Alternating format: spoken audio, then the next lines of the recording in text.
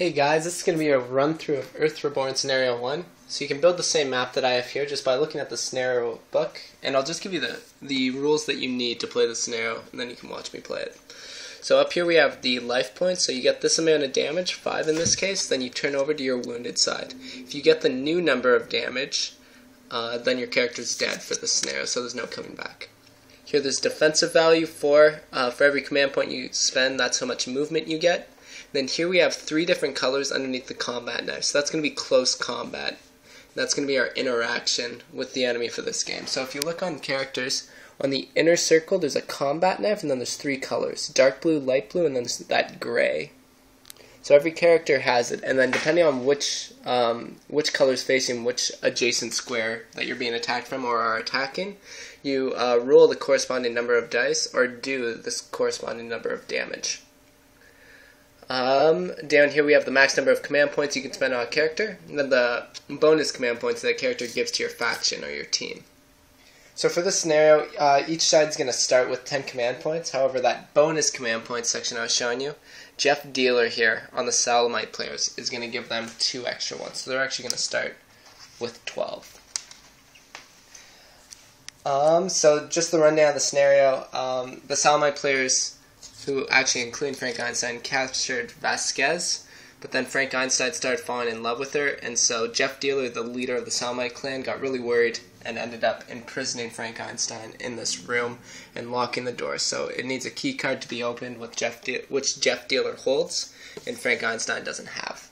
So for the NORAD side, this team over here, the objective is for Frank Einstein to find Vasquez, free her, and then for Vasquez to escape from wherever she is. She'll be in one of these 3 rooms, and escape from the headquarters and cross this line to show that she's home free.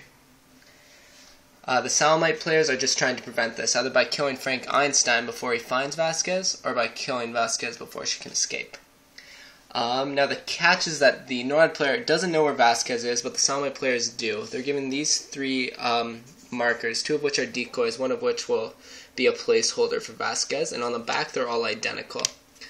So they actually get to choose which one goes in which room. And what I'm going to do, actually, because I don't want to know where she is, I'm just going to mix these up and try and figure out which one's which. It should do it. So one goes in this room, one goes in this room, and one goes in that room. So it can be in any one of those 3 spots. Good, and we're actually ready to start. So the first thing that we're going to do is draw 5 order tiles from this black bag. So that's these blue things. And you'll notice on these things there's a bunch of symbols, but the only ones we're concerned about for this scenario are the knife symbols, which will be close combat, and the walking symbols, which will be your movement. So guns, hands, spyglasses, forget about all those. The only ones that we'll be able to use are the movement and the close combat. Also disregard any colors you see. So that's 5 for the Salamite player, then we'll do 5 more here for the NORAD player. 1, 2, 3, 4, 5.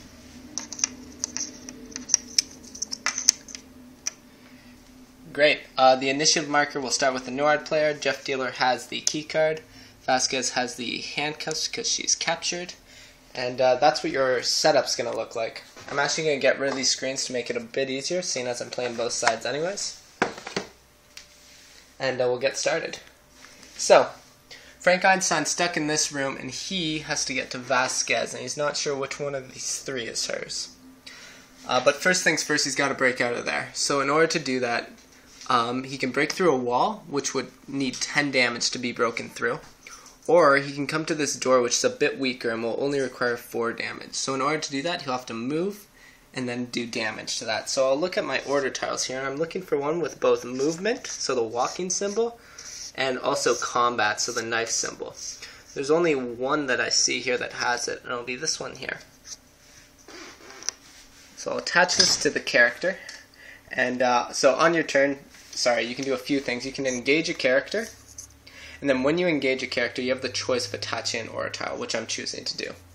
Other things I can do, and I might have to do here because I don't have the greatest tiles, is you can spend 1 of your command points to draw a new order tile from the bag, and that'll be the end of your turn. Or you could spend 2 order tiles to grab, 2 command points to grab an order tile from the discard, but there's none there right now. So on my turn, I'm going to engage Frank Einstein Frank Einstein, and to do that all you do is turn him sideways, and I'm choosing to also attach an order tile.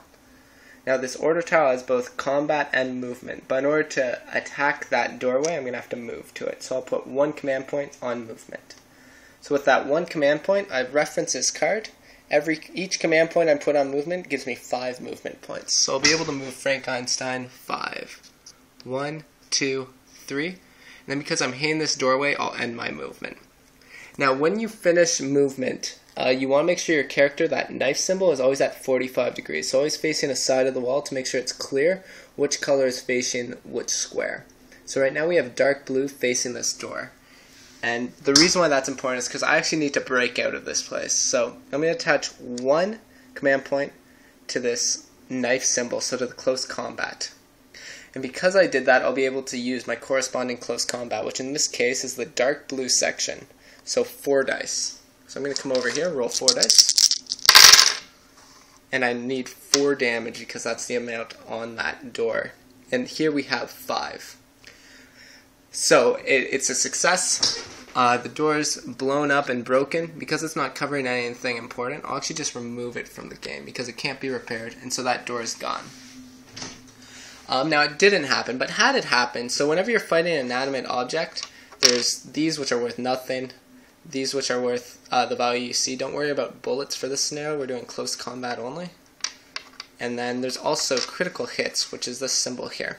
If you roll a critical hit against a wall or a door or anything inanimate, floor elements, stuff like that, then it will do 3 damage towards that. So had I rolled this against the door, it would have been 7, 8 damage.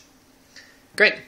Believe it or not, I'm still able to use this character.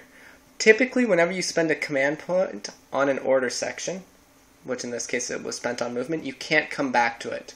So if I were to spend 1 of my 2 command points, like last turn, on this gun, which you can't do in this scenario, but had I done that, I couldn't later come back and put a second one. You either spend it all, or you move on. The exception to that is movement, so movement you can always come back to, and I will. So I'm going to take 2 more command points, attach them to this movement, and that will be 2 here, times his movement value of 5, so 10 movement. And the reason I'm doing that is because I got to get to Vasquez. So here we go, 1, 2, 3, 4, 5, 6, 7, 8. Because I'm facing the door, I'm able to open it, so I'm going to use 9 to open the door, and then 10 to walk through it, and that'll be it. So I can't do anything else this turn. I can only attach 1 order tile, and I've used up the knife, and I've used up the movement, so I'm stuck where I am. The wooden door I opened is going to stay open until somebody closes it. Had it been one of these sliding doors, though, then now it would close. Alright, great. So over to the Salamite player. So having a look at where Frank Einstein is, we really got to start getting in his way. So I'm actually going to send these zombies after him. So I'm going to start with Zombie 1 here. I'm going to see if I can't break in to our break into the facility and make my way towards him to get an attack in. So Zombie 1. So I need some movement and some attack to make sure I can break down that door. And I'll do... I don't want to use one that's too good is why I'm hesitant. So I'll use this one here. So I'll engage Zombie 1 and I'll attach this order tile. Now the first thing I'm going to do is spend 1 command point of the 12 available for this faction and get 3 movement in this case. So I'll come over to Zombie 1 and move him 3. Again, movement stops, so my orientation, I want to make sure that knife is always at 45 degrees. I made it so the dark blue's facing the door, and the reason I did that is because I am now going to attach a command point to the close combat section. So because dark blue is facing that doorway, as you can see, dark blue is facing the doorway, I will get 3 dice. And how much damage do I need to do? Well, it says right here on the door, 2. So I'll roll these 3 dice. And we got plenty, so 3, 5, 6 damage in this case. That's more than enough, and once again, this can't be repaired, and because it's not blocking anything, I'm just going to remove it from the game. Great! So I will come back to Zombie 1, and I'll spend 1 more command point to move him even closer, so another 3 movement for Zombie 1. 1, 2... You know what? We're going to try and break through here. So 1, 2, 3. Now you'll notice, actually, 1, 2, 3 makes a lot more sense. You'll notice that I was walking around this, and the reason for that, whenever you have these yellow dotted lines, it means you can't walk through that zone.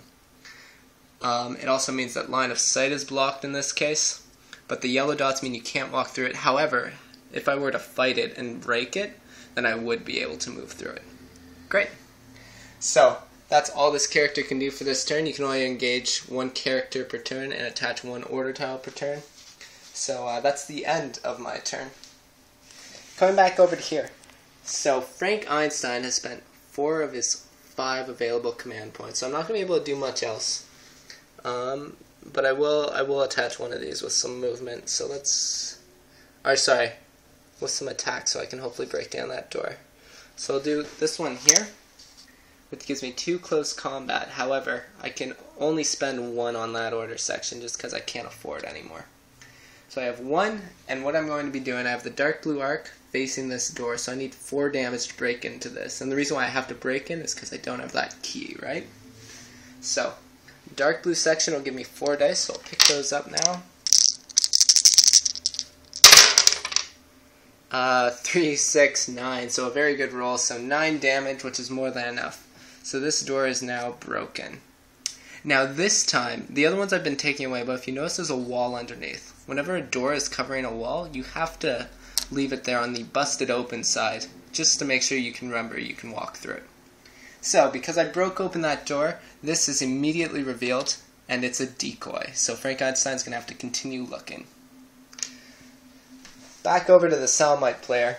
The next closest person here is Zombie 2, and I want to get Zombie 2 close to Frank Einstein. The reason why I can't use Zombie 1 again is that there's a rule that all your characters have to be engaged. So they all have to have spent a turn being used, or at least turned sideways, before you can come back to an old character. The other reason why I can't use him is because we've used his 3 command points. So he's done everything he can this turn. So I'm going to focus on Zombie 2 and see how close I can get her to doing some damage here. So having a look at my cards, I have some movements here. Let's do that. So I'm going to attach this order tile to Zombie 2. And I'm going to grab one of my command points and attach it to the movement section here. Just one of the movement sections. So 1 times 3, and it's going to be 3 movement. 1, 2, 3. And again, movement's done, so my facing. That knife has to be at 45 degrees to make it clear which arc or which color is facing which square. I'm then going to spend another command point on this order tile to give me another set of 3 movements.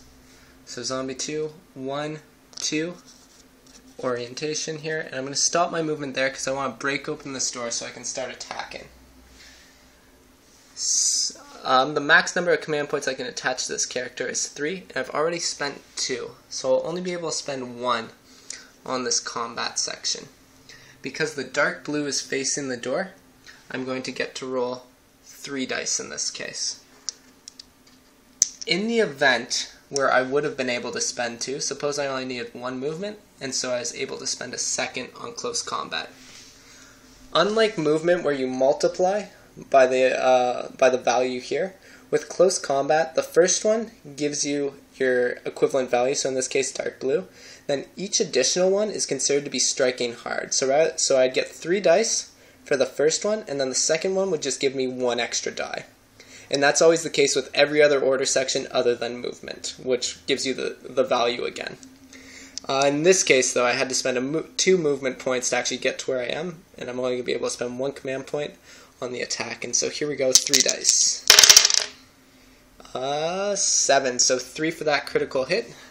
And I only needed 3 damage, so it's more than enough. And again, because it's blocking a wall here, I'm going to have to replace this. I'm going to have to leave a marker that says that that wall's broken. The back side of this shows a door, and so we won't be able to use that. But I'll grab something that does have an explosive. There we go. So that means we're able to walk through here no problem.